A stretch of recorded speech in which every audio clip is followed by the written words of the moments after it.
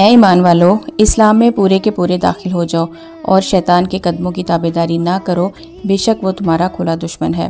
اس آیت میں یہ واضح کیا جا رہا ہے کہ اسلام میں پورے کے پورے داخل ہو جاؤ، مطلب ایک حصہ اپنانے سے کام نہیں چلنا، بلکہ اس کا پورا تصور، اس کی تعلیمات، اس کے اخلاق، اس کی عبادات، اس کی شریعت، سب کو قبول کرنا ہے، سب پر عمل کرنا ہے، پھر ہی سچے مومن بنتے ہو۔ اور ساتھ یہ بھی فرمایا کہ شیطان کے قدموں کی پیروی نہ کرو، یعنی وہ راستے اختیار نہ کرو جو شیطان نے اختیار کیے، کیونکہ شیطان کا مقصد ہی تمہیں گمراہی، تقسیم اور برائی کی طرف لے کر جانا ہے۔ اور ساتھ یہ بھی صاف بتا دیا کہ شیطان تمہارا کھلا دشمن ہے، اس سے تمہاری لڑائی ہے، اس لیے اس کی طرف رخ نہیں کرنا۔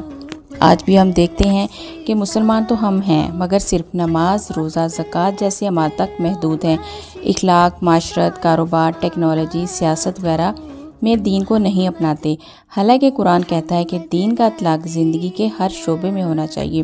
پھر شیطان کے قدموں پر چلنا کی مثال ایسی ہے کہ ہر وہ معاملہ جو دین کے خلاف ہے مگر اس کو دین کا حصہ بنا کر پیش کیا جائے، یا پھر معاشرتی دباؤ کی وجہ سے برائی قبول کرنا، حق سے دوری، دوسروں کا مذاق اڑانا، غلط دوست بنانا، غیر اخلاقی مواد دیکھنا، یہ سب شیطان کی پیشکش ہیں۔ ہمیں ان راستوں سے دور رہنا ہے، یعنی دین کا اطلاق صرف سجدوں، عبادت تک محدود نہ کریں، بلکہ سوچ، رویہ، تعلقات، کام، دنیاوی معاملات سب میں ہونا چاہیے، تو تب ہی ہم پورے کے پورے دین میں داخل ہوتے ہیں۔ جزاک اللہ خیرا کثیرا۔